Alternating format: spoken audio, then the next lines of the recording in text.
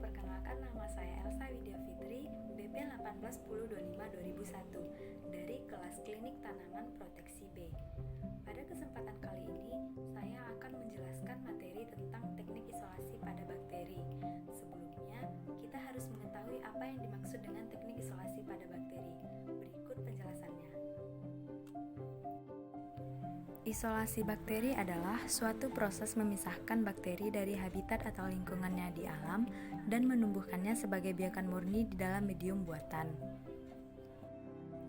Adapun hal-hal yang harus diperhatikan dalam teknik isolasi bakteri antara lain, yang pertama adalah prinsip dari isolasi mikroba yang merupakan teknik memisahkan satu jenis mikroba dengan mikroba lain yang berasal dari campuran bermacam-macam mikroba. Kemudian, teknik isolasi bakteri ini dapat dilakukan dengan menumbuhkannya dalam media padat. Sel-sel mikroba akan membentuk koloni sel yang tetap pada tempatnya. Ada beberapa cara atau metode untuk memperoleh biakan murni dari suatu biakan campuran. Dua di antaranya yang paling sering digunakan adalah metode cawan gores dan metode cawan tuang.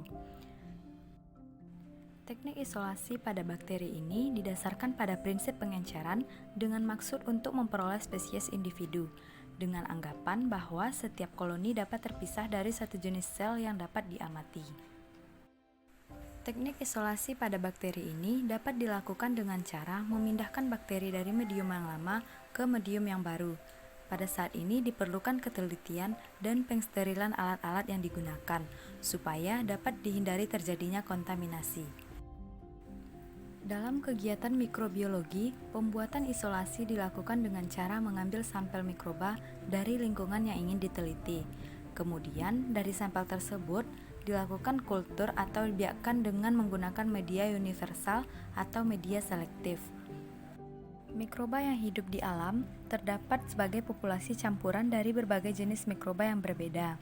Dengan adanya isolasi mikroba, kita dapat memisahkan satu jenis mikroba dengan mikroba lainnya dari lingkungannya di alam dan ditumbuhkan dalam medium buatan.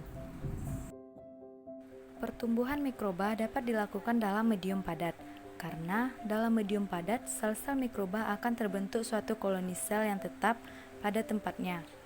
Ada beberapa teknik isolasi mikroba di antaranya yaitu: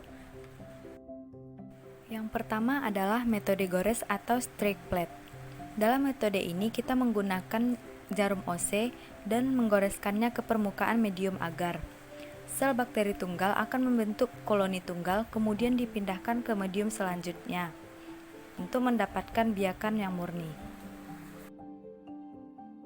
Selanjutnya adalah metode tuang atau pour plate. Metode ini dilakukan dengan mencampurkan suspensi bakteri dengan medium agar pada suhu 50 derajat Celcius, kemudian menuangkannya pada Petri dish atau dengan menyemprotkan suspensi pada Petri dish. Metode selanjutnya adalah metode sebar atau spread plate. Metode ini dilakukan dengan menyemprotkan suspensi ke atas medium agar, kemudian menyebarkannya secara merata dengan Trigalski. Dengan ini diharapkan bakteri terpisah secara individual, kemudian dapat tumbuh menjadi koloni tunggal. Adapun metode yang keempat adalah metode slant culture atau metode gores. Metode ini dilakukan dengan cara menggoreskan secara zigzag pada permukaan agar yang miring dengan menggunakan jarum OC yang bagian atasnya dilengkungkan.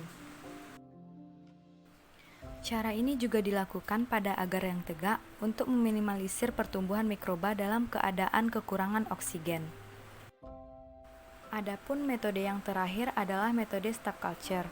Pada metode ini, ujung kawat ditusukkan pada media padat atau media agar dalam tabung reaksi. Metode ini berbeda dengan metode slant culture. Permukaan agar di sini tidak miring. Media agar setengah padat dalam tabung reaksi digunakan untuk menguji gerak bakteri secara mikroskopis. Berikut merupakan gambar dari teknik isolasi bakteri dengan menggunakan metode-metode yang paling sering digunakan. Di antaranya yaitu metode cawan sebar atau spread method, kemudian cawan tuang atau pour plate method, dan selanjutnya adalah metode gores.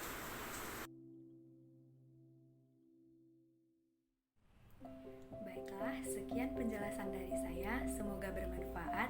Thanks for watching and see you.